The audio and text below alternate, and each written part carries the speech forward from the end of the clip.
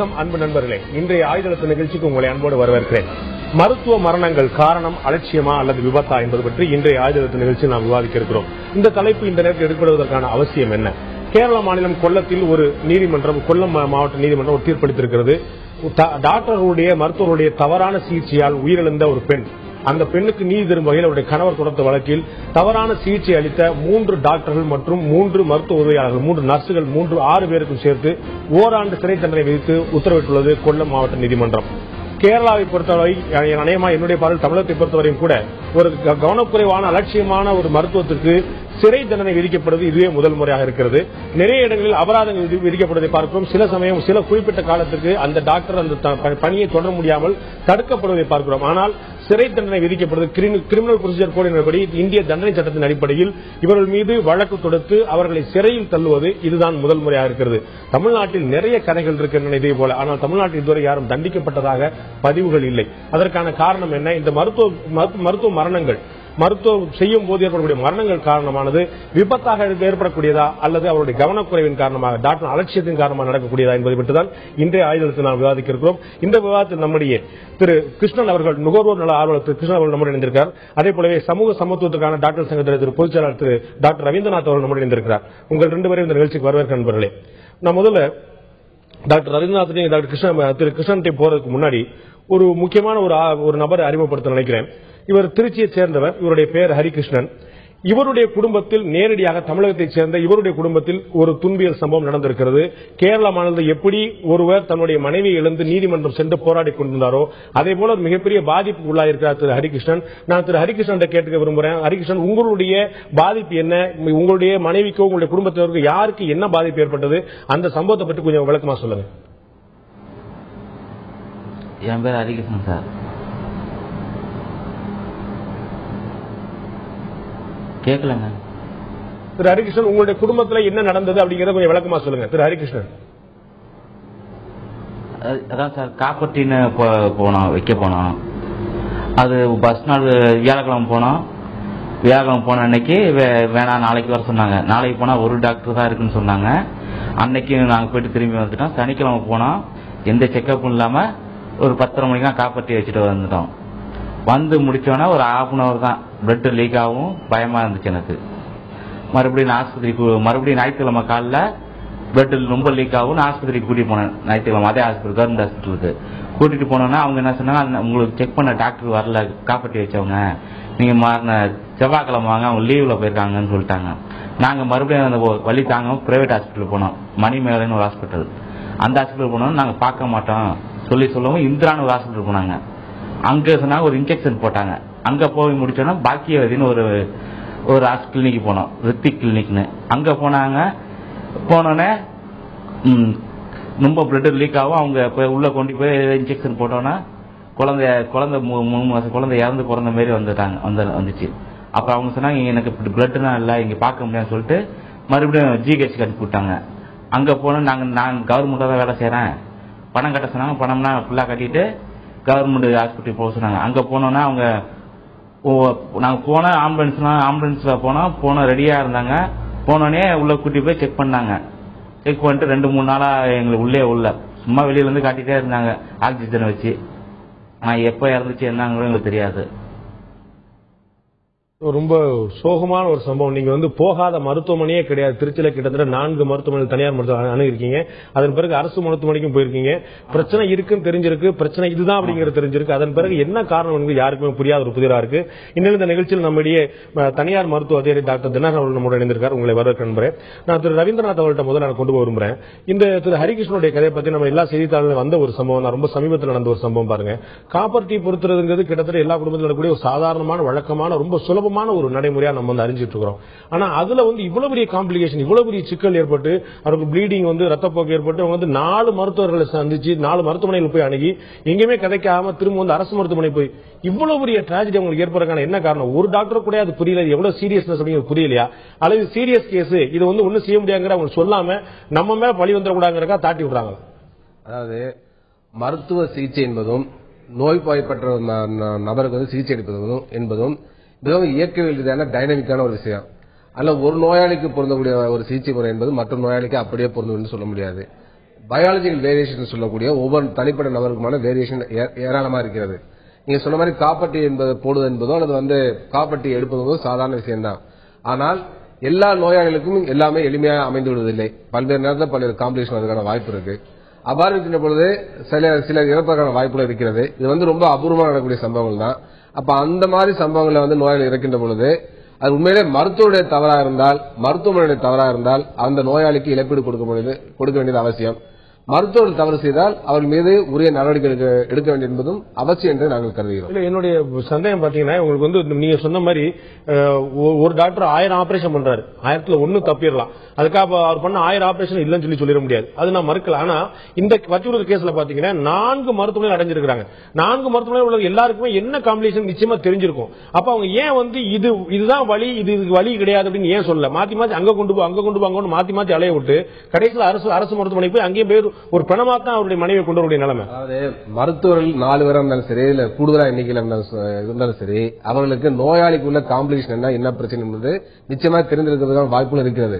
அதே சமயத்தில் அந்த குறிப்பிட்ட நேரத்தில் குறிப்பிட்ட மருத்துவமனையில போதிய வசதி இல்லாவிட்டாலும் கூட அவங்களை வேறொரு மருத்துவமனைக்கு அனுப்பி வைக்க வேண்டிய அவசியம் இருக்கிறது. அதனால எல்லா நேரங்களிலுமே டாக்டர் ஒரு சரியா கண்டுபிடிக்கவில்லை, இல்ல 4 டாக்டருமே தவறு செய்துவிட்டார் என்றும் பார்க்க முடியாது. அந்த சூழல்ல எப்படிப்பட்ட நிலைமை இருக்கிறது நம்ம அறிய வேண்டிய அவசியம் இருக்கிறது. குறிப்பா பாத்தீங்கன்னா இந்த மாதிரி சம்பவம் நிறையவே கிராமப்புற மருத்துவமனை நிறையவே நடக்குது. பல இடத்துல நான் அரசு மருத்துவமனையில ஆரம்ப சுகாதாரத்துல கூட பாத்தீங்கன்னாக்க பல இடத்துல பிளட் பேங்க்ல பிளட் ஸ்டோரேஜ் ஃபெசிலிட்டியோட இல்லாத ஆரம்ப சுகாதாரம் நிறையவே இருக்கிறது. அந்த மாதிரி நடந்துட்டா நம்ம நிச்சயமா. ஆனா நீங்க நம்ம பார்க்கக்கூடிய சம்பவம் திருச்சி நடந்திருக்கக்கூடிய சம்பவம். திருச்சி அந்த மாதிரி ஒரு கிராமப்புறமோ ஒரு நகர்ப்புறம் மட்டும் ஒரு பெருநகரமும் கூட திருச்சியிலே கூட பெரிய மருத்துவமனை இருந்தாலும் கூட அந்த திருச்சி மாநகரத்திலே இல்லாத பல சிகிச்சைகள் சென்னை மாநகரத்தில் இருக்கிறது. அதெல்லாம் நம்ம பார்க்க வேண்டிய அவசியம் இருக்கிறது. அதுபோல திருச்சி மாநகரத்தில் ஒரு மருத்துவமனை இல்லாத வசதி இன்னொரு மருத்துவமனையில் இருக்கும். அது மாதிரி இருக்கின்ற பொழுது அந்த நோயாளிக்கு மிகப்பெரிய ஒரு காம்ப்ளிகேஷன் வந்துச்சுனாக்க இந்த மருத்துவமனையில இந்த வசதி இல்லைங்கிறப்ப அவளை வேறொரு மருத்துவமனைக்கு மாற்றுவது தவிர்க்கவே முடியாது. அல்ல வேண்டுமென்றே திட்டமிட்டே அந்த மருத்துவமனையில் மாத்துறாங்க அப்படின்னு சொல்றதை நம்ம ஏற்றுக்க முடியாது. அதே சமயத்தில் சில இடங்கள் என்ன நடக்குறாங்க, தனியார் மருத்துவமனைகள் தங்களுடைய மருத்துவமனை உள்ளரே நோயாளி இறக்கக்கூடாது என்ற காரணத்திற்காக அந்த நோயாளி இறக்கின்ற தருவாயில அரசு மருத்துவமனை அனுப்புகின்ற போக்கு ஏராளமா நடந்து கொண்டுதான் இருக்கிறது. அதான் நான் கிருஷ்ணன் அவர்கிட்ட கேட்க விரும்புறேன். பாத்தீங்கன்னா, அதாவது முடியல அப்படின்னா இந்த நோயாளி இறந்துருவாங்க, இதுக்கு மேல மருத்துவம் செய்ய முடியாது அப்படின்னா அப்படி ஒரு நிலைமை ஏற்படலாம். நிச்சயமா கடவுள்களாக டாக்டர்கள் பார்க்கப்பட்டாலும் கூட டாக்டர்கள் கடவுள் அல்ல. அதனால உயிர் காப்பாற்ற முயன்றா உயிர் கொடுத்துருவாங்க நிச்சயமா சொல்ல முடியாது. ஆனா இந்த நோயாளி இந்த நிலைமையில் இருக்கிறாங்க, இவங்களை காப்பாற்ற முடியாது அப்படிங்கிற உண்மையை ஏன் சொல்றது இல்ல? அவங்க இந்த ஆஸ்பத்திரியில் இருக்கிற வரைக்கும் நமக்கு வருமானம் அப்படிங்கிற போக்கு வந்துருச்சா? ஏன் இந்த கேள்வி நான் கேட்கிறேன். 4 மருத்துவர்கள் போறாங்க, டாக்டர் சொல்றாங்க இது அவங்களுக்கு சிகிச்சை இல்லாம இருக்கலாம், அந்த கருவி இல்லாம இருக்கலாம். ஆனா அவங்களுக்கு தெரியும் இல்லையா, கொண்டு போற பேஷண்ட் தெரியாம இருக்கும் இங்க என்ன இருக்கு என்ன இல்லை, அந்த டாக்டர் தெரியும் இல்லையா இங்க இதான் இருக்கு அப்படின்னு. ஏன் ஒவ்வொரு முறையும் அனுமதிச்சு ஒவ்வொரு முறையும் அடுத்தடுத்த மருத்துவம் அனுப்பி விடுறாங்க? இல்லங்க இது காப்பாற்ற முடியாது, ஏன் யாரும் தெளிவா சொல்றது இல்ல? நம்ம மெடிக்கல் நெக்லிஜென்ஸ் டிஃபைன் பண்ணும்போது ஆங்கில மருத்துவ ஏடுகள் என்ன சொல்றாங்கன்னா, ஸ்டாண்டர்ட் ப்ரொசீஜரை டீவியேட் பண்றது மெடிக்கல் நெக்லிஜென்ஸ். அதாவது ஒருத்தர் ஒரு மருத்துவ அதை டீவியேட் பண்றதா மெடிக்கல் நெக்லிஜென்ஸ். இப்ப நான் ஒரு மருத்துவம் பண்ணிட்டு இருக்கேன், இதை விட சிறப்பான மருத்துவம் செய்தா எனக்கு குணமாகும்ன்ற நேரத்தில் நீங்க அந்த மருத்துவத்துக்கு செய்ய முடியாதுன்னு நம்ம கேட்க முடியாது. ஆனால் இந்த குறிப்பிட்ட இதுல நீங்க சொல்லும்போது ப்ரொஃபஷனல் நெக்லிஜென்ஸ் ஆக்குபேஷனல் நெக்லிஜென்ஸ் 2ஆ பிரிக்கிறாங்க. அது மாதிரி டெல்லி ஹைகோர்ட் ஒரு கேஸ்ல இது பண்ணும்போது அவங்க என்ன சொல்றாங்கன்னா, gross negligent, ordinary negligent, slight negligent அப்படின்னு பிரிச்சிருக்காங்க. இப்படி இந்த கவனக்குறைவிலே 3 வகையா பிரிச்சிருக்காங்க. நீங்க சொல்ற இந்த திருச்சி விவகாரம் கிராஸ் நெக்லிஜென்ஸ் தான் நம்ம எடுத்துக்க முடியும். அதே மாதிரி it is professional negligence, occupational negligence தான் சொல்ல முடியாது. ஏன்னா எல்லா மருத்துவர்களும் இது ஒரு சாதாரண மைனர் சர்ஜரி என்று சொல்லக்கூடிய ஒரு சர்ஜரி ப்ரொசீஜர். இதை 4 பேர் ஏன் சரியா செய்யலன்னா, சார் சொன்ன மாதிரி இந்த பாரத்தை தள்ளி போட தான் முயற்சி எடுத்திருக்காங்களே ஒழிய அந்த பேஷண்ட்டை காப்பாற்றணும்ன்ற எண்ணம் அந்த மருத்துவர்களுக்கு இருக்கல. அதுதான் உண்மையான காரணம். இது மட்டும் இல்லாம முக்கியமான குற்றச்சாட்டு அரசு மருத்துவமனையோடு இது போன்ற குற்றச்சாட்டுக்கு அதிகமாக ஆளாகக்கூடியது தனியார் மருத்துவமனைகள். தனியார் மருத்துவமனையில் ஏசி வசதியிலிருந்து பில்லிங் மிஷினிலிருந்து கவுண்டிங் மிஷின் வரை ஏகப்பட்ட வசதி வாய்ப்புகள் செய்து தரப்படுகின்றன. அதே அளவுக்கு வசதி வாய்ப்புகள் அந்த பேஷண்ட்களை, அந்த நோயாளிகளை கவனிப்பது செய்யப்படுகின்றனவா? நான் டாக்டர் தினகரன் அவர்கிட்ட கேட்க விரும்புறேன். தனியார் மருத்துவமனையில் பாத்தீங்கன்னா ஏற்கனவே இடைவெளிக்கு முன்னாடி சொன்ன மாதிரி நிறைய வசதி வாய்ப்புகள் கூடிருச்சு. அரசு மருத்துவமனையில் நிறைய வசதிகள் கூடிருச்சு. தனியார் மருத்துவமனையில் சர்வதேச தரத்துக்கு இருக்கு. உலகளாவிய மருத்துவமனையில் மருத்துவ சேவைக்காக எல்லாருமே இங்கே வரக்கூடிய நிலைமை பாக்குறோம். இந்த தனியார் மருத்துவமனையில் 5 நட்சத்திரங்கள் ஹோட்டல்கள் தோற்கிற அளவுக்கு வசதி வாய்ப்பு பார்க்கிறோம். சென்ட்ரலைஸ்ட் ஏர் கண்டிஷன் ஆகட்டும், இல்லாட்டி பில்டிங் மிஷின் ஆகட்டும், இல்லாட்டி ரூபா நோட்டு எண்ணக்கூடிய மிஷின்கள் ஆகட்டும், இல்ல ரூம்கள் பாத்தீங்கன்னா சூட் வைக்கிறாங்க. அவங்க 8000, 10,000, 20,000 அப்படிங்கிறது வந்து நோய் சிகிச்சைக்காக வரக்கூடிய அனுமதிக்கிறவங்கள்ட்ட இவ்வளவு வசதியில கவனம் செலுத்தக்கூடிய பாத்தீங்கன்னா அதிகமான அலட்சியங்களும் கூட இங்கதான் நடக்குது. என்ன காரணத்தினால் நடக்குது? அங்க வரக்கூடிய டாக்டர்களுக்கு அதிகமான பணிச்சுமை கொடுத்துறாங்களா, அதிகமான பழு அதிகரிச்சிருதா, நோயாளிகளை உங்களால் சிறப்பாக கவனிக்க முடியலையா? நீங்க குறிப்பிட்டு நம்ம அது மாதிரி எப்படி ஒரு எல்லா தனியார்லயும் இதே ப்ராப்ளம் இருக்குன்னு நம்ம சொல்லவே முடியாது. நான் சொல்றது ஒரு பொதுவான பார்வை, எந்த தனிப்பட்ட மருத்துவமனை பற்றியும் இல்ல. அது மாதிரி இருக்கும்பொழுது இப்ப என்னன்னு கேட்டீங்கன்னா, தனியார் மருத்துவர்ல எல்லா ஃபெசிலிட்டி இருக்கு அப்படின்றது நீங்க ஃபுல்லாவே ஒரு ரூம் அந்த மாதிரி தான் சொல்றீங்க. ஒரு ரூம் இருக்கு, ஃபேன் இருக்கு, ஏசி இருக்கு, இது மாதிரி ஃபெசிலிட்டி சூட் அப்படின்னு சொல்றீங்க. பட் அதுல டாக்டர்ஸ் என்ன மாதிரி, ஏன்னா ஒரு நோய் அப்படின்னு வரும்பொழுது அதுல நிறைய பிரிவுகள் இருக்கு. ஸோ எல்லா தனியார் ஹாஸ்பிட்டல்லையும் எல்லா விதமான டிபார்ட்மெண்ட்டும் இருக்குமா அப்படின்னு கேட்டீங்கன்னா கிடையாது. புரியுதுங்களா? அதனாலதான் பெரிய பெரிய மல்டி ஸ்பெஷாலிட்டி ஹாஸ்பிட்டல்ஸ்லேயே பாத்தீங்கன்னா தே ஹேவ் சென்டர், இதுக்கு கேன்சர் சென்டர் இருக்கு, இதுக்கு தனித்தனியா எதுக்கு வச்சிருக்காங்க. அப்ப அவங்களே என்ன கேட்டீங்கன்னா அந்த குறிப்பிட்ட இதுல இல்லாததுனாலதான் வெளியே தனியா ஒரு இடத்துல வச்சிருக்காங்க. இல்ல அப்படி பாக்கலாமா, இல்லாட்டி அதுல அதிகமா பணம் பண்ணலாம் அப்படிங்கறத தனியா சொல்ல முடியாது. இடம் இல்லன்னா என்ன பண்ண முடியும் நீங்க? அதனால தனியாவே அவங்க ஒரு மல்டி ஸ்பெஷாலிட்டி ஹாஸ்பிட்டல் அங்க ஷிப்டுக்கு ஒருத்தருக்கு குறைஞ்சபட்சம் 3 டாக்டர் இருப்பாரு பாக்கலாம். ஆனா அவங்களே டென்டல் கேர் சொல்லி தனியாவோ, இல்லாட்டி ஹார்ட் கேர் தனியாவோ போட்டு, போன் கேர் ஸ்பெஷலாவோ, ஐசியூக்கு தனியா கொண்டு வைக்கும் போது அவங்க அதிகமான மருத்துவ ஸ்பெஷலிஸ்டா நியமிச்சு அங்க தனியா வருமானத்துக்கான முயற்சி பண்றாங்கன்னு பாக்க கூடாதா? நீங்க அதை எடுத்துக்கிற முறை தான் அது. ஆனா அவங்களுக்கு ஃபெசிலிட்டி இல்லன்னு வச்சுக்கோங்க, ஒரே சென்டர்ல ஃபெசிலிட்டி வைக்க முடியலன்னும் போது கண்டிப்பா வெளியில தானே வச்சாகணும். புரியுது? அப்போ இப்ப ஒரு எக்ஸாம்பிளுக்கு நம்ம அந்த ஒரு தனியார் மருத்துவமனைக்கு போறோம். அதுல இப்ப அந்த ஒரு உள்ள வரும்பொழுதே எல்லாருமே எனக்கு இந்த நோய் இருக்கு அப்படின்னு ஃபுல்லா எல்லாம் வரது கிடையாதுங்க. ஒரு வரும்போது எல்லாருமே ஒரு சாதாரண ஜுரமோ இல்ல ஒரு வயிற்று வலியோ இப்படிதான் வராங்க. அதுக்கப்புறம் தான் கண்டுபிடிக்கிற அது அப்பெண்டிக்ஸா இல்ல ஒரு உங்க லிவர்ல ஒரு கேன்சர். முன்னாடி எல்லாம் கையில பல்ஸ் பார்த்துட்டு உங்களுக்கு என்ன சொல்லிட்டு இருந்த மருத்துவம் நம்ம பார்த்தோம். இப்ப நீங்க எம்ஆர்ஐல இருந்து ஸ்கேன்ல இருந்து அதுன்னு நீங்க தலைக்கு உடம்புக்கு கணுக்கால் வரைக்கும் நீங்க தனித்தனியா வச்சிருக்கீங்க. அவ்வளவு பண்ணி பார்த்துட்டு கூட நம்ம என்ன கண்டுபிடிக்க முடியல அப்படின்னு சொல்லி ஒரு நெக்லிஜென்ஸ் வந்துச்சு அப்படின்னா அதை என்ன மாதிரியான ஒரு சாதாரணமான ஒரு கவன குறைவுங்கிற வார்த்தையோட கொண்டு வர முடியுமா? என்ன இல்ல அப்படி நீங்க சொல்ல முடியாதுல்ல. எவ்வளவோ கண்டுபிடிச்சு ட்ரீட்மெண்ட் பண்ணிட்டு இருக்காங்களே, அதெல்லாம் நம்ம என்ன பண்றது? இப்ப நீங்க சொல்றதுல நீங்க 1000ல 2 கேஸ் நீங்க சொல்றீங்க கவனக்குறைவா இது மாதிரி கண்டுபிடிக்காம விட்டுறாங்கன்னு. ஆனா சில நேரங்கள்ல கண்டுபிடிக்க முடியாத அளவுக்கு சில நோய்கள்லாம் வருது. புரியுதுங்களா? அவ்வளவு சீக்கிரம் ஈஸியா டக்குன்னு தெளிவா நம்மளுக்கு வாழைப்பழத்தை கையில உரிச்சு கொடுக்குற மாதிரி எதுவும் வரது கிடையாது. சில நேரங்கள்ல எல்லா இன்வெஸ்டிகேஷன் போயும் நெகட்டிவ்னு வந்த அப்புறமும் கிளினிக்கலா இது இந்த டிசீஸ் கிளினிக் இப்ப மலேரியா பாசிட்டிவ்னா தான் பாசிட்டிவ்னு கிடையாது. கிளினிக்கல் மலேரியா அப்படின்னு இருக்கு. மலேரியா நெகட்டிவ் வரும், ஆனா இருந்தாலும் அவங்களுக்கு அந்த குளிர் ஜுரம் தூக்கி போடுறது, அது ஜுரம் விட்டவனுமே வேர்த்து விடுறது, இது சிம்டம் இருக்கும். வேற வழி இல்லாம மலேரியா மாத்திரைகள் வழக்குகள் நம்ம பார்க்கும்போது இப்ப இந்த கொல்லம் கேஸ்லயோ இப்படி நண்பர் சொன்ன மாதிரி திருச்சி கேஸ்லயோ பார்க்கும்போது இவ்வளவு காம்ப்ளிகேஷன்ஸ் கிடையாது, ரொம்ப எளிமையான பிரச்சனைகள் அங்க கூட வருதுங்கிறது அலட்சியத்தை தாண்டி புக்ல நீங்க எளிமையா அந்த காப்பர்ட்டியில புக்லயே நீங்க இருக்குங்க அந்த காம்ப்ளிகேஷன் இருக்கு, ப்ளீடிங் காம்ப்ளிகேஷன் இருக்கு. காப்பர்ட்டினாலே உங்களுக்கு ப்ளீடிங் வரலாம், ஈவன் பெர்ஃபரேஷன் வரலாம். அது மாதிரி அந்த அளவுக்கு காப்பர்ட்டிலே இருக்கு. ஆனா அது எல்லாருக்கும் நடக்கிறது கிடையாது. அது ரொம்ப ஒரு 1000 பேர்ல 10,000 பேர்ல ஒரு கேஸ் நடக்கக்கூடிய கேஸ். யாருமே அந்த அளவுக்கு எதிர்பார்க்க மாட்டாங்க. அவர் போன ஹாஸ்பிட்டல்ல அந்த ஃபெசிலிட்டி இருந்தா கைனகாலஜிஸ்ட் இல்லாம ஒரு டியூட்டி டாக்டர் அதை எடுத்துட்டாங்கன்னு வச்சுக்கோங்களேன். ஒரு காப்பர்ட்டி எடுக்கணும்னா அதுக்கு கூட நம்மளுக்கு இது வரும். ஒருவேளை அதுல ஏதாவது இதாயிடுச்சுன்னா ஏன் டியூட்டி டாக்டர் வச்சு எடுத்தாங்க, நம்ம அந்த ஸ்பெஷலிஸ்ட் ஏன் எடுக்கல அப்படிங்கிற ஒரு இன்னைக்கு நிறைய அவேர்னஸ் இருக்கிறதுனால நம்ம முதல்ல மாதிரி நம்ம ஒரு இது நீங்க சொல்றீங்களா கை பார்த்தே மருத்துவம் பார்க்கறோம், அது மாதிரிலாம் இன்னைக்கு எதுவுமே ஒத்துக்க மாட்டாங்க. ஒரு கோர்ட்ல இப்ப ஒரு இது வருதுன்னா கை பார்த்து சொன்னேன் சார் அப்படின்னா ஏதாவது ஒத்துப்பாங்களா? எல்லாம் எவிடன்ஸ் பேஸ்ட் மெடிசன் இன்னைக்கு கிருஷ்ணன் கொண்டு போறோம். அவர் பாருங்க முன்னாடி மாதிரி இப்ப கை பார்த்துட்டு சொன்னேன் எப்படி இதை ப்ரெடிக்ட் பண்ண அப்படின்னு சொன்னா இல்ல பல்ஸ் அவருக்கு எகிரிச்சு அதனால கண்டுபிடிச்சு சொன்னா அதெல்லாம் செல்லாது, நீ தான் ரிப்போர்ட் வச்சிருக்காங்க. டாக்டர்ல நீங்க தான் கம்பல்சனுக்கே உள்ளாக்குறீங்க. மோர் அவேர்னஸ்னா மோர் ப்ராப்ளம் அப்படிங்கிற மாதிரி சொல்றாரு. இந்த 2 நாளைக்கு முன்பு ஹிந்துல டாக்டர் கேவி திருவேங்கடத்தை பத்தி எழுதியிருந்தாங்க. கிட்டத்தட்ட 90 வயதான டாக்டர் அவர். இந்த மருத்துவ உலகில் இப்போதைக்கு அவரை தெய்வமா கொண்டாடுறாங்க. அவரை பத்தி ஒரு இன்சிடென்ட்ஸ் அவங்க எழுதும் போது ஒருத்தர் கழுத்து கிட்ட வீங்கி இருந்துதான். அந்த அவரை கொண்டு காமிச்சு அவங்க பார்க்கும்போது மற்ற டாக்டர்ஸ் எல்லாம் இவருக்கு ஸ்கேன் பண்ணணும் அதை பண்ணணும் எல்லாம் சொல்லும் போது அவர் சின்னதா அந்த கழுத்தை தொட்டு பார்த்து இவருடைய ஹார்ட்ல இந்த லெப்ட் ஹார்ட் இருக்குல்ல சரி there is some problem please take it சொன்னாராம். அதே அவர் என்ன சொன்னாரோ அதே இடத்துல அந்த வீக்னஸ் இருந்திருக்கு. அப்ப சார் சொல்ற மாதிரி டயக்னோஸ்டிக் டெஸ்ட் வச்சுதான் கண்டுபிடிக்கணும். அந்த காலத்துல மருத்துவ படிப்பு உயர்தரமாக இருந்தது. அதனால டாக்டர்ஸ் வந்து 1000 பேரை கொண்ட ஒரு அரை வைத்தியர்னு நம்ம ஒரு பழமொழியே இருந்தது. ஆனால் நிறைய எக்ஸ்பீரியன்ஸ் இருந்து நல்லா செஞ்சாங்க. இப்போ வந்து மருத்துவ படிப்பு ரொம்ப மலிதாகி விட்டது. இப்போ வந்து முன்னாடி 1000 பேர் கொண்டவர் அரை வைத்தியர்னா இப்போ 2000 பேர் கொண்டவர்கள் அளவுக்கு போயிருச்சு. அரை வைத்தியர் அப்படி பாத்தீங்கன்னா இப்போ ஒருத்தரை கொண்டாலே நெக்லிஜென்ஸ்ல உள்ள அதாவது நீங்க ஏற்கனவே கூட சொன்னீங்க, நீங்க 120 கோடி மக்கள் வந்து உயிர் வாழ்றாங்கிறதுக்காக நம்ம ஆனந்தப்பட முடியாது. 10 பேர் செத்தா கூட கவலைப்படணும். அதுதான் நம்ம நிலைமை இல்லையா? 120 கோடி பேர் உயிரோட இருக்காங்களே, 10 பேர் தான் செத்தாங்க, நம்ம கவலைப்பட முடியாது இல்லையா? அதுவும் கிடையாது. பட் ஆனா வந்து நான் என்ன சொல்றேன்னா, அதாவது நம்ம வந்து இப்போ இவர் சொல்ற மாதிரி வந்து இப்போ எக்ஸ்பீரியன்ஸ் புரியுதுங்களா? இப்ப இவர் சொன்னாங்களே அந்த பயிற்சியை வந்து நம்ம அடுத்தவங்களோட உயிரில் நம்ம பார்க்க முடியாது. அது இப்ப யாருமே அது மாதிரி சொல்லலையே, அது மாதிரி பண்றாங்கன்னு யாரும் சொல்லவே இல்லையே. உங்களுடைய சீனியர் டாக்டர்ஸ் அந்த மாதிரி உங்களுக்கு சொல்லி கொடுத்திருந்தாங்கன்னா அவங்க ஜூனியர்ஸ் வந்து அந்த மாதிரி ப்ரிப்பேர் பண்ணி எவிடன்ஸ் பேஸ்ட் நான் சொல்றது எதுக்காண்டினா, எவிடன்ஸ் பேஸ்ட் இன்னைக்கு ப்ரூவ் தான் இன்னைக்கு வந்து இதுவா இருக்குது. இப்ப ஏன்னா இப்ப சொல்றீங்கல்ல, சார் சொன்னது வந்து இப்ப வந்து அது அவரோட எக்ஸ்பீரியன்ஸ்ல அவர் சொல்றாரு. இந்த கழுத்து இதுல வந்து அவர் இதே மாதிரி ஒரு 10 கேஸ் முன்னாடி பார்த்துப்பாரு, இது மாதிரி இருதயத்துல இந்த கோளாறு இருக்குன்னு அவர் சொல்றாரு. அந்த எக்ஸ்பீரியன்ஸ் அவருக்கு மட்டும் தான் இருக்கும்.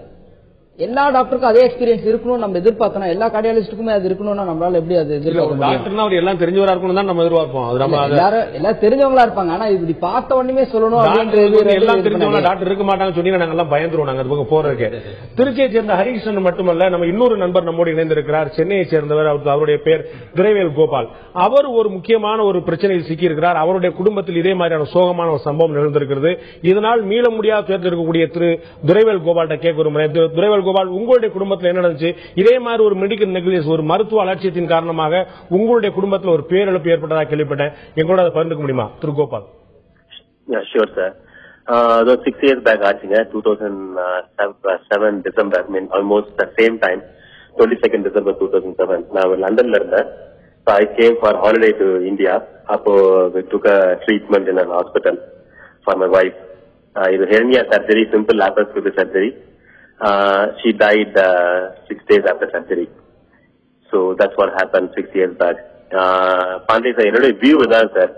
What happened in my experience was, one வந்து there is a error. Laparoscopic doctor சொன்ன மாதிரி 100% கரெக்டா இருக்க முடியாது. There was a error happen in the laparoscopic surgery. அதை மறைக்கிறதுக்காக they keep trying something or other. So first error, hiding the mistake. Second வந்து 9-10% is okay. 1 in 10 100 case then 1000 case நடக்கிற doctor. Third thing is competence. Okay, எனக்கு எல்லாம் தெரியும். I am the best in this world. I am the great guy. எனக்கு எல்லாம் தெரியும் act பண்ண doctors. And the most important greediness. In fact, my wife was in hospital. காசு கொடுத்து தான் பண்ணுவேன், நீ காசு கொடுத்து எடுத்துட்டு போங்க. Even after she died, ambulance காசு வாங்கிட்டு தான் அனுப்பிச்சாங்க. So it is combination of error, competence and greediness is what I lost my wife. திரு கோபால், அதாவது உங்களுடைய மனைவியை காப்பாற்ற முடியாதுங்கிற மட்டுமல்ல, அவங்க இறந்துட்டாங்கிற தகவல் கூட உங்கள்ட்ட சொல்லாம விட்டாங்களா? இறந்துட்டாங்கன்னு சொன்னாங்க. ஒரு மோர் லைக் நர்ஸ் சொன்னது, டாக்டர்ஸ் வந்து சொல்லல. அந்த டாக்டர் வந்து சொல்லல. அது முடிச்ச பிறகு எனக்கு மணி கொடுத்தாதாங்க டெட் பாடி கொண்டு போக முடியும், ஆம்புலன்ஸ் எடுத்துட்டு போங்க. So everything is a total greediness came in.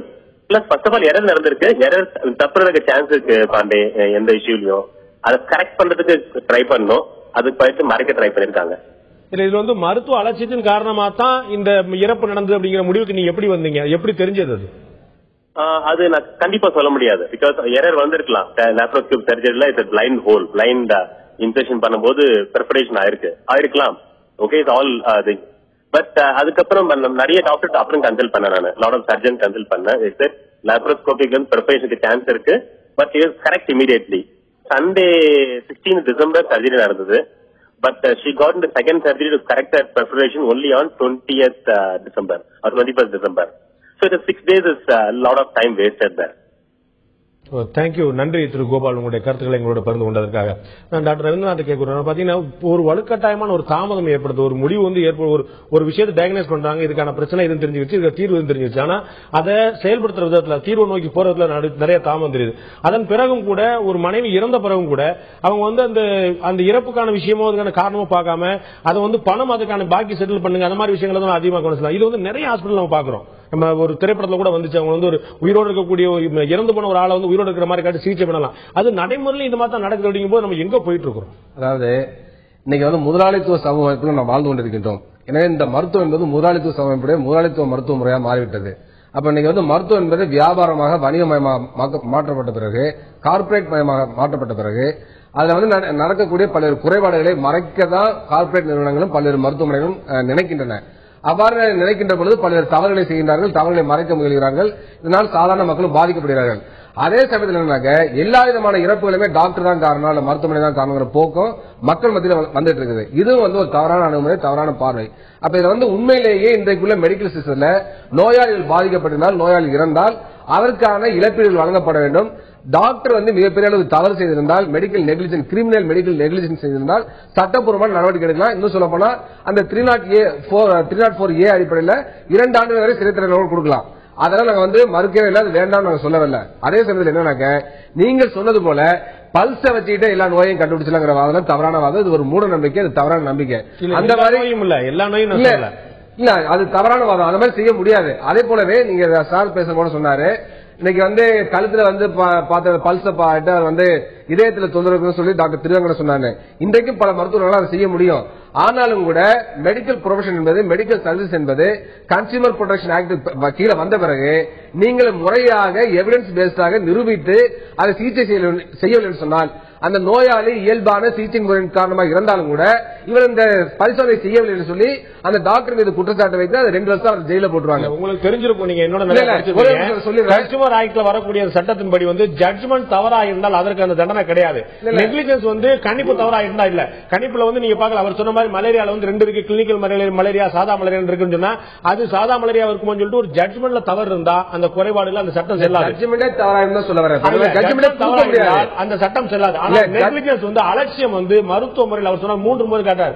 Cross negligence வந்து 3 வகையா பிரிறாங்க. அலட்சியம் வந்து சிகிச்சையில காட்டப்பட்டாதான் அவங்க அந்த சட்டத்தை கொண்டு வராங்க. நான் வந்து அந்த சட்டத்தை இருக்கல, சட்டத்தை வரவேற்கிறேன். அவர் சொன்னதே நான் வரவேற்கிறேன். நான் என்ன பாயிண்ட் வரேனாக்க, அவர் சொன்ன மாதிரி அந்த பல்ஸை பார்த்துட்டு ஜூகுலார் பிரஷர் பார்த்து இல்லைன்னா வந்து கரெக்ட் பிரஷர் பல்ஸை பார்த்துட்டு அவர் இதயத்துல வந்து நோய் இருக்கு அப்படின்னு பல டாக்டர்கள் இன்னைக்கு சொல்ல முடியும் கிளினிக்ல. ஆனால் அனுமானத்தின் அடிப்படையில் அவர் சொன்னது சரியா இருந்தாலும் கூட அது போன்ற சிகிச்சை அளித்து அந்த நோயாளி இருந்தால் இன்றைக்குள்ள கன்சியூமர் ப்ரொடெக்ஷன் ஆக்ட் படி அந்த கோர்ட் என்ன கேட்கும்னாக்க நீங்க இந்த டெஸ்ட் பண்ண கேட்கும். இந்த நோயாளி இறந்திருக்காங்க கேரளாவில், ஒரே நிமிஷம் நீங்களே பேசுங்க. நான் என்ன கேட்கிறேன் அப்படின்னா, இந்த அனுமானத்தின் அடிப்படையில் நேரடியாக அறுவை சிகிச்சைக்கு போக சொல்லி அவர் சொல்லல. அவர் சொன்னா அப்படி அனுபவம் வாய்ந்த டாக்டர் இருக்கிறாங்க அப்படிங்கிறதான். என்னுடைய குடும்பத்தில் ஒரு அனுபவம் இருந்திருக்கு. காலில் முழங்கால் வலிக்குன்னு சொல்லி போன உறவினருக்கு வந்து உடனடியாக சொல்லிருக்காங்க, உனக்கு ஹார்ட்ல பிரச்சனை, உனக்கு இந்த மாதிரி ரத்தத்தில் கோளாறு இருக்குன்னு பாருங்க. அதுதான் இருந்துச்சு. அதற்கு பிறகு முறையான டெஸ்ட் சோதனைகள் செய்யப்பட்டன.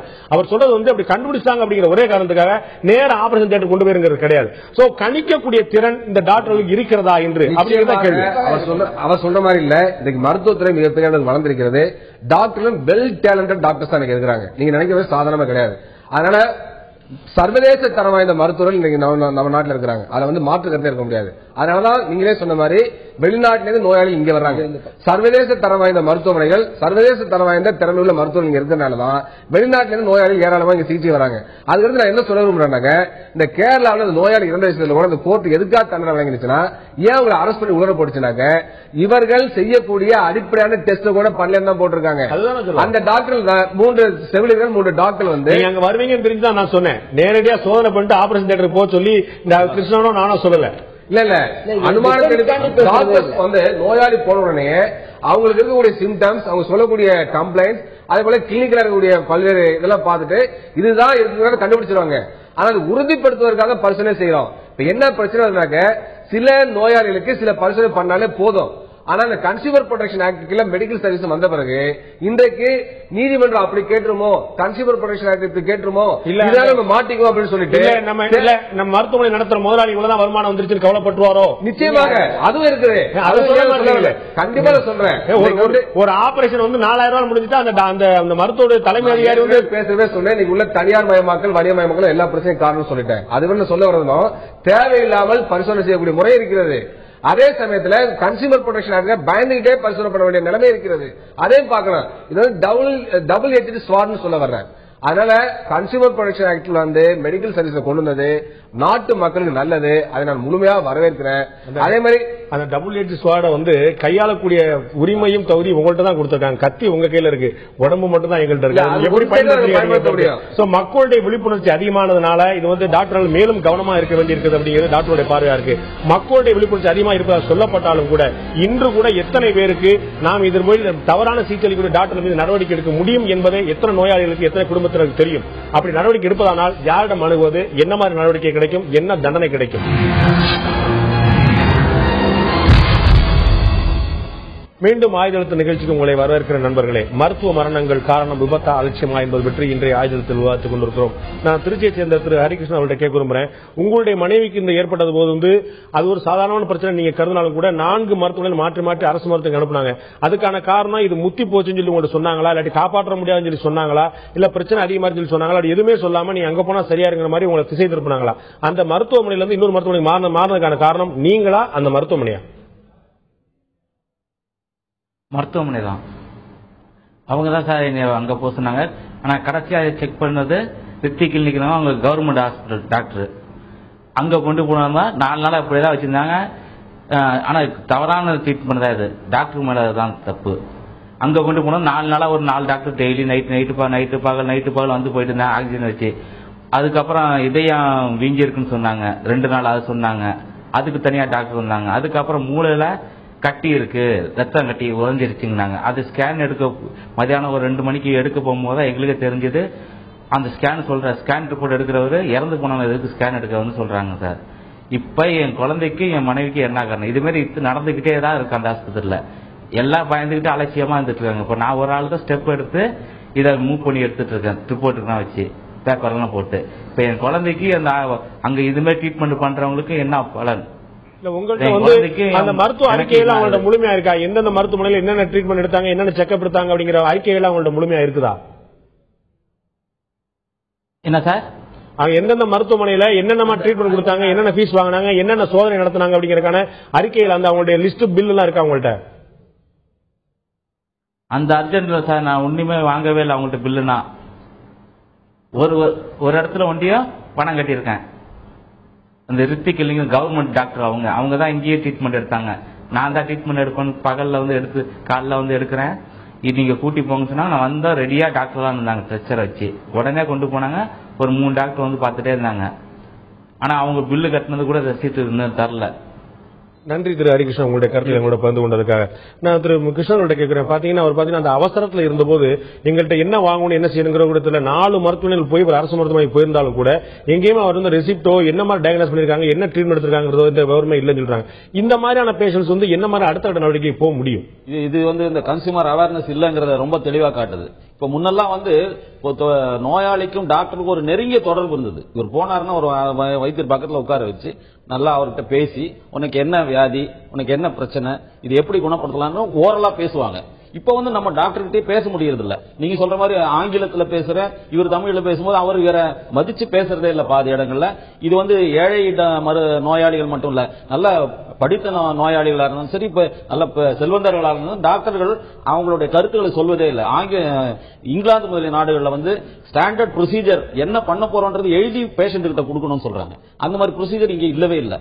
எந்த டாக்டரும் அதை செய்யறது இல்ல. அதே மாதிரி கேஸ் ஹிஸ்டரின்னு எழுதிட்டு இருந்தாங்க. முன்னெல்லாம் ஹாஸ்பிட்டல்ல போய் நம்ம பேஷண்ட பார்த்தா ஒரு அட்டை கீழே தொங்கிட்டு இருக்கும், அதுல பேப்பர் வச்சிருப்பாங்க, என்னெல்லாம் டெம்பரேச்சர் முதற்கொண்டு எல்லாம் எழுதி கேஸ் ஹிஸ்டரி எழுதுவாங்க. அதே மாதிரி டிஸ்சார்ஜ் சம்மரி கொடுப்பாங்க. இப்போ இவர் 4 ஹாஸ்பிட்டலுக்கு போயிருக்காரு, எங்கேயுமே இவருக்கு டிஸ்சார்ஜ் சம்மரி அவங்களா கொடுத்ததா தெரியல. இவர் கேட்க வேண்டாம், அவங்களே கொடுக்கணும். அவசரத்துல மிஸ் ஆயிராது. நம்ம வந்து உடனடியா குழந்தைய மனைவியை காப்பாத்துறதுக்கு முயற்சி பண்ணுவாங்களா, உட்கார்ந்து ரிப்போர்ட் கொடுத்துருக்கன்னு சொல்லி கேட்பாங்களா? இல்ல, இவர் போகலாம். அவங்களுடைய டியூட்டில ஒரு டிஸ்சார்ஜ் ஆக 5 நிமிஷத்துல யாரையும் டிஸ்சார்ஜ் பண்ண முடியாது. ஒரு அரை மணி நேரமாவது ஆகும் டிஸ்சார்ஜ் ஆகிறதுக்கு. அந்த டிஸ்சார்ஜ் அந்த நேரத்தில் எழுதி கொடுக்கணும். இல்லன்னா நீங்க நாளைக்கு வாங்க உங்களுக்கு டிஸ்சார்ஜ் சம்மரி கொடுக்கணும்னு சொல்லலாம். இல்ல எந்த ஆஸ்பத்திரிக்கு போனாலும் அவங்க கேட்கணும், இதுக்கு முன்னே எங்க இருந்தீங்க, அங்க டிஸ்சார்ஜ் சம்மரி என்னாச்சு, எதுக்காக இங்க வந்திருக்கீங்கன்னு அவங்களும் கேட்கணும். இது எதுவுமே யாரும் கேட்டதா தெரியல. எல்லாம் ஏதோ அரைவேக்காட்டுத்தனமான ட்ரீட்மெண்டா தான் இருக்க வழிய இது வந்து இறப்பு வந்து டோட்டல் நெக்லிஜென்ட் நல்லா தெரியுது. இப்போ நம்ம மெடிக்கல் நெக்லிஜென்ஸ் பெறும்போது சார்லாம் டெத்தை பத்தி மட்டும் தான் சொன்னாங்க.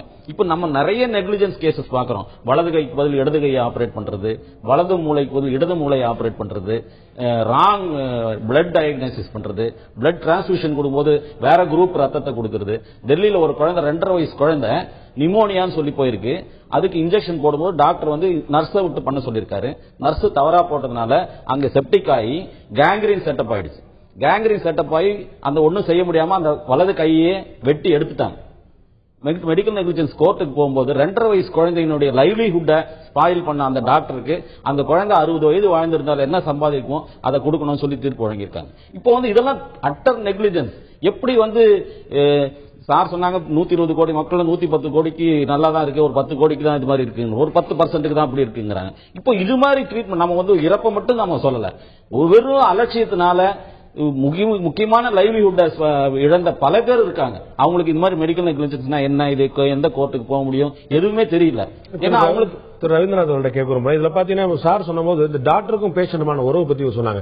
இப்ப நம்ம நிறைய விஷயங்களை பாத்தீங்கன்னா என்ன பிரச்சனை அப்படிங்கிற சொல்றதுல நம்ம தெரியறதே இல்ல. அவங்க சொல்லக்கூடியது வந்து டாக்டருடைய கையெழுத்துக்களை பத்தி பிரபலமா சொல்லுவாங்க, யாருக்குமே புரியாது அப்படிங்கிற மருந்து கிடைக்காத யாருமே புரியாது. ஆனா அவங்கள்ட்ட பேசும்போது உங்களுக்கு இந்த மாதிரி பிரச்சனை இருக்கு, இந்த மாதிரி பிரச்சனை இல்ல அப்படிங்கிறது அந்த அவங்களுடைய மெடிக்கல் ரிப்போர்ட்டோ அவங்களுடைய விஷயங்களோ எங்கேயாவது பராமரிக்கப்படுது. அது முழுக்க முழுக்க வந்து இப்ப வந்து இது கார்பரேட் மயமான பிறகு இதை அந்த டியூட்டி டாக்டர் பார்த்து பாரு, இது ஸ்பெஷலிஸ்ட் டாக்டர் வந்து பார்த்து பாரு, சாயந்தரம் வரவர் பார்த்து பாரு, இதை நர்ஸ் மட்டும் மெயின்டைன் பண்ணான்னு சொல்லிட்டு இந்த ஒட்டுமொத்த மெயின்டெனன்ஸ் இந்த பேஷண்ட்ஸ்க்கான அவேர்னஸ் வந்து பேஷண்ட்டுக்கோ அவங்களோட ரிலேட்டிவ்ஸ்க்கோ வந்து கொடுக்கக்கூடிய அறிவு வந்து ரொம்ப கம்மியா போயிடுச்சு இல்லையா? இந்த மாதிரி பிரச்சனை இருக்கு, இந்த பிரச்சனை தீர்வுங்கிறது யாரும் சொல்றதா மாதிரி தெரியல. இப்ப சார் சொல்றதுல பாதிக்கு மேல உண்மைதான். நான் வந்து அதை ஏற்றுக்கொள்கிறேன். இன்னைக்கு உள்ள மெடிக்கல் சிஸ்டமே கம்ப்ளீட்டா மாற்றப்பட வேண்டிய அவசியம் இருக்கிறது. சார் சொன்ன மாதிரி பல இடங்களில் பாத்தீங்கன்னாக்க டாக்டர்ஸ் வந்து நோயாளிகிட்ட முழுமையா எக்ஸ்பிளைன் பண்ண முடியல. அதுவும் கவர்மெண்ட் ஹாஸ்பிட்டல் பாத்தீங்கன்னாக்க 400 பேர் 500 பேர் கியூல நிற்பாங்க. கிட்டத்தட்ட ஒரு 5 டாக்டர் பார்க்க வேண்டிய வேலை ஒரு டாக்டர் பார்ப்பாரு. அப்ப சார் சொன்ன மாதிரி எனக்கும் கூட ஆசை தான் டாக்டர் அப்படி இருக்கணும்னு சொல்லிட்டு, கண்டிப்பா அப்படி இருக்கணும். ஆனா அவர்னால வந்து பாத்தீங்கன்னா நோயாளி என்ன சொல்றாரு மோத்த கூட பார்க்க மாட்டார், அவராட்டு மாத்த எடுத்து கொடுத்துட்டு இருப்பாரு. இது நடக்குதா இன்னைக்கு வந்து எல்லா இடத்துலயும் நடந்துதான் இருக்கு. இது ரொம்ப வருத்தமான விஷயம். இதை மாற்றப்படணும்னா இந்த சிஸ்டத்தை மாற்றணும். போதிய மருத்துவத்துறை ஊழியர்கள், டாக்டர்கள், செவிலியர்கள் இவர்கள் நியமிக்கப்பட வேண்டும். அதே மாதிரி சார் சொல்ற மாதிரி பல தனியார் மருத்துவமனையில் பாத்தீங்கன்னா டிஸ்சார்ஜ் ஷீட்டை கொடுக்கறது கிடையாது. இன்னும் சொல்ல போனா டெத் ஆன கூட டெத் சர்டிபிகேட்ல வந்து முறையா கொடுக்கறது இல்ல. அதே சமயத்துல அதுல வந்து டயக்னோசிஸ் மாற்றி போடுவது, இந்த மாதிரி பழக்கம்லாம் இருக்கு. அரசாங்கமே டயக்னோசிஸ் மாற்றி போட சொல்லி கட்டாயப்படுத்துறதுலாம் இருக்கு. அதே போல இன்னைக்கு பிரபலமா இருக்கக்கூடிய பல தனியார் மருத்துவமனை பாத்தீங்கன்னா ஒரு நோயாளி வந்து அந்த மருத்துவமனை சேர்ந்த பிறகு எல்லா விதமான பரிசோதனை செய்த பிறகு நான் அந்த மருத்துவமனையில் சிகிச்சை பெறல வேற ஒரு மருத்துவமனைக்கு போறேன்னு சொல்லிட்டு அவங்க வந்து டிஸ்சார்ஜ் கேட்டாங்கன்னாக்க ஏற்கனவே பண்ண எல்லா டெஸ்டும் கொடுக்கவே மாட்டாங்க. அதுபோல முழுமையான ஹிஸ்டரி அவங்க பண்ண என்ன ட்ரீட்மெண்ட் பண்ணாலும் கொடுக்க மாட்டாங்க. எல்லாம் அவங்க சிஸ்டத்துல இருக்கும். ஆனா நோயாளி வந்து வெறும் அனுப்புவாங்க. இது ஒரு பெரிய பிரச்சனை. அப்படின்னா இன்னொரு பிரச்சனை பாத்தீங்கன்னா இந்த ஆஸ்பத்திரியில இன்னொரு ஆஸ்பத்திரி போகும்போது இவங்க எல்லா சிகிச்சை முறையிலும் பண்ணிட்டு வாங்கியிருந்தா கூட அவங்க அங்க போய் திரும்ப முழுக்க முதல்ல பண்ண சொல்லி எல்லாரும் டெஸ்ட் பண்ணுவாங்க. அந்த ஆஸ்பத்திரியில் ரிப்போர்ட்லாம் நாங்க நம்ப மாட்டோம், எங்களுடைய மிஷின்ல பண்ணாதான் அவங்களுக்கு வந்து தெரியும் அப்படின்னு சொல்லி அந்த மாதிரி பண்ண முடியாது. இதுவும் இன்னொரு பணம் பறிக்க வழியா கூட தான் பாக்குறோம் நம்ம. ஆமா, இந்த மாதிரி ஏராளமான குறைபாடுகள் இருக்கு. அதனாலதான் நான் மெடிக்கல் சிஸ்டத்தை மாற்ற வேண்டிய அவசியம் இருக்குன்னு நான் சொல்ல வரேன். அதுக்காக நாங்க வந்து தொடர்ந்து குரல் கொடுத்து கொண்டிருக்கிறோம், போராடி கொண்டிருக்கின்றோம். அதே சமயத்தில் இன்னைக்கு உள்ள இந்த சிஸ்டத்துல எப்படி குறைபாடுகளை கலைதுன்னு பார்க்கணும். நீங்க பேசப்பட சொன்னீங்க நம்ம மெடிக்கல் ஃபீல்ட்ல வந்து மக்கள் மத்தியில இந்த கன்சியூமர் அவேர்னஸ் வந்து அதிகமா வந்து சொன்னீங்க. மற்ற நாடுகள் ஒப்பிடும்போது இன்னும் போதிய அவேர்னஸ் இல்ல. அது சாரே சொன்னார். சென்ற 2012 பாத்தீங்கன்னா அமெரிக்கால வந்து $300 கோடி அளவுக்கு மக்கள் வந்து பல்வேறு கேஸ்ல இழப்பீடு வாங்கிருக்காங்க. ஆனா இந்தியாவில் அந்த அளவுக்கு இழப்பீடு வரல. அதனால இங்க வந்து ஏதோ மெடிக்கல் நெக்லிஜென்ஸ் இல்லைன்னு சொல்ல முடியாது. ஏராளமான மெடிக்கல் நெக்லிஜென்ஸ் நடக்குது. அது வந்து டாக்டரோட தவறுனால நடக்குது, மருத்துவமனை தவறுனால நடக்குது. அவளோட விதி முடிஞ்சு போச்சு நம்ம நினைச்சிடறோம், அவ்வளவுதான். அந்த அவேர்னஸ் இந்த மக்கள் மத்தியில போல. அதே சமயத்தில் நான் என்ன ஒண்ணு சொல்ல வரேன்னா தவறான அவேர்னஸ் இருக்கு. அதுல என்ன நடக்குதுனாக்க எந்த இறப்பா இருந்தாலும் கூட இயல்பாக நோயின் தன்மை காரணமா இருந்தாலும் கூட டாக்டர் தான் இந்த பேஷண்ட் கொண்டுட்டாரு தவறான சிகிச்சை சொல்லிட்டு மருத்துவமனை அடிக்கிறது, டாக்டர் அடிக்கிறது, டாக்டர் கொலை பண்ற போக்கு இதெல்லாம் இருக்குது. இது ஒரு ஆபத்தான போக்கு. அதனாலதான் ஆரம்பத்தில் சொன்னேன் டபுள் எட்ஜ் ஸ்வார்ட்னு சொன்னேன். அப்ப மக்களுக்கு விழிப்புணர்வு இருக்கணும். அதே சமயத்துல பொறுமையாக அறிவியல் அந்த பிரச்சனையை அணுகக்கூடிய பொறுமை இருக்கணும் சொல்ல மக்களுக்கு விழிப்புணர்வு இருக்கணும். அதே சமயத்தில் வந்து டாக்டருடைய நம்ம வந்து நிறைய இந்த பிரச்சனை பாத்தீங்கன்னா மயக்க மருந்து கொடுக்கறதுலயும் ஆபரேஷன்லயும் பிரசவத்திலும் இந்த 3 பிரச்சனையில தான் இந்த மெடிக்கல் நெக்லிஜென்ஸ் அதிகமா நடக்கூடிய விஷயத்தை பாக்குறோம். மயக்க மருந்து கொடுக்கறங்க ஒரு சாதாரண விஷயம் மாதிரி இப்ப நிறைய ட்ரீட்மெண்ட் பண்ணாச்சு. அதுக்கு தனியா ஸ்பெஷலிஸ்ட் வேணும், அவங்க தான் வந்து கொடுக்கணுங்கிறது இல்லாம போய் அது யாருனாலும் கொடுக்கலாங்க கிட்டத்தட்ட நர்ஸ்ல வச்சு டீல் பண்றது நம்ம பல இடங்களில் பாக்குறோம். இந்த ஏன் ஒவ்வொருத்தர் ஸ்பெஷலிஸ்ட் வச்சு பண்ணும் போது அந்தந்த மருத்துவமனையில் வந்து பணம் சம்பாதிக்க நோக்க தாண்டி அதுக்கு ஸ்பெஷலிஸ்ட் வைக்கணுங்கிற எண்ணம் எல்லாருக்கும் ஏற்படுறது இல்ல. இல்ல நம்ம இப்போ எப்படின்னு கேட்டீங்கன்னா இல்ல இது அனஸ்தட்டிஸ்ட்லாம் எனக்கு தெரிஞ்சு யாருமே வந்து ஒரு ஸ்டாஃப் நர்ஸை வச்சு அனஸ்தீசியா எல்லாம் கொடுத்ததா வந்து பிரைவேட் நிறைய இடங்கள் நம்ம பாக்குறோம் மயக்க மருந்து அதிகமா கொடுத்தனால தான் பிரச்சனை ஆரம்பிக்கிறது. இல்ல அது வந்து நீங்க மயக்க மருந்து அதிகமா கொடுத்துருக்கோங்கிறது நர்ஸ் தான் கொடுத்தாங்கன்னா அப்படிலாம் கிடையாது. ஆக்சுவலா நினைக்கிறேன் அந்த மயக்க மருந்து டாக்டர் கொடுத்தாதான் கரெக்டா கொடுத்துருப்பாருன்னு நினைக்கிறேன். இல்ல அப்படி கிடையாதுங்க. ஆக்சுவலா எப்படின்னு கேட்டீங்கன்னா அது அந்த பேஷண்டோட கண்டிஷன் ஒண்ணு இருக்கு. இப்ப நம்மளுக்கு அந்த நுரையீரலோட தெம்பு அதுக்கு வந்து அதுக்கு முன்னாடியே நம்ம அனஸ்தட்டிஸ் அசஸ்மெண்ட் நம்ம சொல்றோம். ஒரு பிரைவேட் செக்டர்லன்னா நம்ம இப்ப வந்து அனஸ்தட்டிஸ் ஃபிட்னஸ் இருந்தாதான் நம்ம வந்து உள்ள போறோம். அப்படியும் அந்த ஃபிட்னஸ் எடுக்கும் போது அதுலயே சொல்றாங்க ஃபிட்னஸ் வந்து உங்களுக்கு fitness with moderate risk, fitness with high risk. ஏன்னா வேற வழி கிடையாது. அப்ப வந்து அவங்களுக்கு வந்து அனஸ்தீசியா அவங்களுக்கு ரிஸ்காக இருந்தாலும் அவங்களோட நோய் அதை விட மோசமா இருக்கிறதுனால ஆபரேஷன் பண்ண போறோம். ஆனா அதெல்லாம் வந்து பேஷண்ட் கிட்ட சொல்லி தான் பண்ணுவாங்க. இல்ல அது மாதிரி சொல்லப்படுதா அப்படிங்கிற ஒரு கேள்வி இருக்கு. அதாவது ஆபரேஷன் அளவுக்கு நீ கொண்டு போறீங்கன்னா அந்த பேஷண்ட்டையோ இல்லாட்டி அவங்க நிதானம் இல்லாம இருந்தாங்க அப்படின்னா மயக்கத்துல இருந்தாங்கன்னா அவங்களோட உறவினர்கிட்டயோ இந்த மாதிரி பிரச்சனை அதுக்கு இந்த மாதிரி தீர்வுங்கிற விளக்கமா சொல்றோமா? இல்ல கண்டிப்பா சொல்லணும். கண்டிப்பா சொல்லணும். இல்ல கண்டிப்பா சொல்லணும். சொல்லப்படுதா அப்படிங்கிற ஒரு கேள்வி சொல்லப்படுறது புரியுதுங்களா? அது எங்கேயோ ஒரு இடத்துல அதே நான் சொல்றேன் ஏதோ ஒரு இடத்துல 2 இடத்துல சொல்லப்படாதான் இப்ப ஹைலைட் ஆயிட்டு இருக்கு. ஆனா அப்படி பாத்தீங்கன்னா டெய்லியுமே எல்லா இடத்துலயுமே கிட்டத்தட்ட பாத்தீங்கன்னா ஒரு ஹாஸ்பிட்டல்ல குறைஞ்சது ஒரு 5 to 10 சர்ஜரி நடந்துகிட்டு தான் இருக்கு. புரியுதுங்களா? அப்ப எல்லாருமே சொல்லிட்டு தான் இருக்காங்க. அதுல ஏதோ ஒரு ஹாஸ்பிட்டல்ல ஒரு இடத்துல சொல்லாததுனால அது வந்து அதுக்கு ஹைலைட் ஆயிடுது அந்த இடத்துல. புரியுது? அதே மாதிரி இன்னும் ஒரே ஒரு பிராக்டிஸ் என்னன்னு கேட்டீங்கன்னா நம்ம இதுல இப்ப இந்த இவ்வளவு பிரச்சனைக்கு ஒரே ஒரு இது என்னன்னு கேட்டீங்கன்னா அந்த ஃபேமிலி டாக்டர் அப்படிங்கிற சிஸ்டம் வந்து இப்ப போயிடுச்சு. இப்போ தொண்டை கொஞ்சம் கரகரப்பா இருந்தா அந்த பேஷண்டே டைரக்டா போய் ஒரு ENT பாக்குறது. சோ அப்ப என்ன ஆச்சு நீங்க சொன்ன மாதிரி நேர மெடிக்கல் ஷாப் அப்படி இல்லைன்னா ஸ்பெஷலிஸ்ட் சூப்பர் ஸ்பெஷலிஸ்ட்லாம் டைரக்டாவே பார்க்க ஆரம்பிச்சிட்டாங்க மக்கள். ஏன்னா கொஞ்சம் அவங்களோட அவேர்னஸ்னால நெட்ல போய் பாத்துறாங்க. பார்த்துட்டு ஓகே இதுக்கு வந்து நம்ம ஆன்காலஜிஸ்ட் பார்க்கணும், இதுக்கு வந்து இவரை போய் பார்க்கணும் டைரக்டா அந்த அப்ப இப்ப நீங்க சொன்ன அந்த எக்ஸ்பிளனேஷன் இதெல்லாம் சொன்னீங்க. அந்த பேஷண்ட் டாக்டர் ரிலேஷன்ஷிப் அந்த காலத்துல எல்லாம் என்னன்னு கேட்டீங்கன்னா அந்த ஃபேமிலி டாக்டர் சிஸ்டம் இன்னும் வந்து ஃபாரின்ல எல்லாம் நிறைய இடத்துல ஃபேமிலி டாக்டர் டிசைட் பண்றது அவர் தான் சொல்லணும்.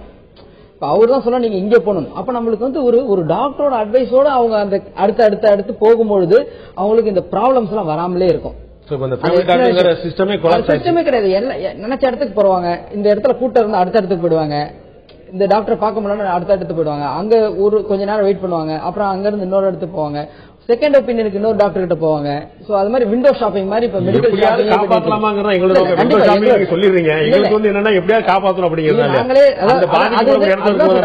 அந்த ஃபேமிலி டாக்டர்னு ஒருத்தர் இருந்தாருன்னா நம்ம ஓபனா நம்ம கேட்கலாம் சார் இது மாதிரி இப்ப என்ன பண்ணலாம் சார், எந்த இடத்துக்கு போய் நம்மள வந்து இது பண்ணிக்கலாம். அப்ப வந்து அவரும் ஒரு நம்ம இப்ப நம்மளோட பிரதருக்கு நம்ம எப்படி அட்வைஸ் பண்ணுவோம், நம்மளோட சிஸ்டருக்கு எப்படி அட்வைஸ் பண்ணுவோம். அப்ப அந்த இது வந்து நம்மளுக்கு அந்த இது மிஸ் ஆயிடுது. இப்போ அந்த குடும்ப டாக்டர் அப்படிங்கிற சிஸ்டம் இல்லாத ஒரு முக்கியமான குறை அப்படிங்கிற உங்களுடைய கருத்தா இருக்கு. நாம இங்க விவாதித்துக் கொண்டிருக்கிறோம் அந்த மாதிரி மருத்துவமனைகளுக்கு காரணம் என்ன என்று. இது பற்றி மக்கள் தங்களுடைய கருத்துக்களாக என்ன பதிவு செய்தார்கள், குறுஞ்செய்தி மூலமாக அவர்கள் பதிவு செய்த கருத்து என்ன, மக்களுடைய கருத்து என்ன, இந்த பிரச்சனைக்கான காரணம் பற்றி பார்க்கலாம் இப்போது.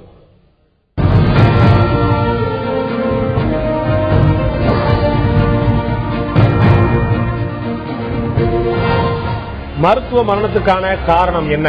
கவனக்குறைவுதான் முக்கியமான காரணம் என்று 36% மக்களும், எதிர்பாராதான் நடக்கக்கூடியதான் இது போன்ற விபத்துகள் என்று 32% பேரும், கடும் விதிமுறைகள் இல்லாததான் இது போன்ற பிரச்சனைகளுக்கான காரணம் என்று 32% பேர் தெரிவித்திருக்கார்கள். கிட்டத்தட்ட 30 3 பேர் தெரிஞ்சிருக்காது. இப்ப புரிஞ்சுக்கக்கூடிய விஷயம் மூன்றுமே முக்கியமான காரணமா இருக்கு. கடுமையான விதிமுறைகள் இல்லா இல்லை என்பதும், எதிர்பாராமல் நடக்கக்கூடியதான் என்பதும், கவனக்குறை என்பது காரணமா இருக்கு. நான் திரு கிருஷ்ணன் இறுதியா கேட்க விரும்புறேன், இது போன்ற பிரச்சனைகள்ல மக்கள் விழிப்புணர்ச்சியோட ஒரு மெடிக்கல் நெக்லிஜென்ஸ் நடந்திருக்கு அப்படின்னா அடுத்து அவர்கள் செய்ய வேண்டியது என்ன? சுருக்கமாக திரு கிருஷ்ணன். இப்போ வந்து இதுக்காக தான் சார் சொன்ன மாதிரி நுகர்வோர் நீதிமன்றங்கள் இருக்கு. நுகர்வோர் நீதிமன்றங்களுக்கு நம்ம மனு செய்யலாம்.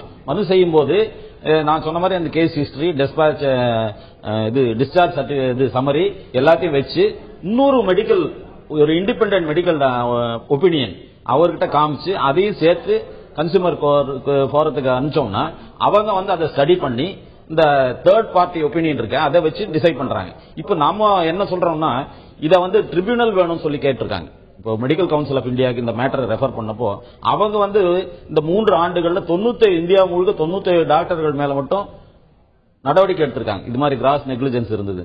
இந்தியா பூரா 97 ரொம்ப small number. Medical council of இந்தியால ஆயிரக்கணக்கான 10,000 டாக்டர்கள் இருக்காங்க. ஆனா இவங்க வந்து டாக்டர்ல ரொம்ப குறைவா தான் இருக்காங்க. நம்ம அதே மறந்துட முடியாது. நாடு முழுக்க நமக்கு 120 கோடி மக்களுக்கு எவ்வளவு டாக்டர் தேவையோ அதுவே குறைவா தான் இருக்குது. இதை வந்து இந்த பார்லிமெண்டரி பேனல் கமிட்டி இருக்கு, அதை ஆராய்ச்சி பார்த்தப்போ அவங்க என்ன சொன்னாங்க, இங்கிலாந்து முதலிய நாடுகள்ல இந்த மெடிக்கல் கவுன்சில்ல ஒரு நான் டாக்டர் மெம்பரா இருக்காரு. இவர் டாக்டர்ஸ் மட்டும் இல்ல, ஒரு நான் டாக்டர், ஒரு லாயரோ, ஒரு சோசியல் ஆக்டிவிஸ்டோ அல்லது ஒரு பேஷண்டோட ரிலேட்டிவோ மெம்பரா வச்சுட்டு அந்த பேனல் ஸ்டடி பண்ணுது. அந்த ரிப்போர்ட் போலீஸ்ல புகார் செய்ய முடியுமா? போலீஸ்ல புகார் செய்ய முடியாது, கன்சியூமர் கோர்ட்டுக்கு தான் பண்ணலாம். ஸ்டேட் மெடிக்கல் கவுன்சில் போனதுக்கு அப்புறம் போலீஸ்லயே புகார் செய்யலாங்கிற நான் அறிஞ்சிட்டு இருக்கிறேன். அந்த 304A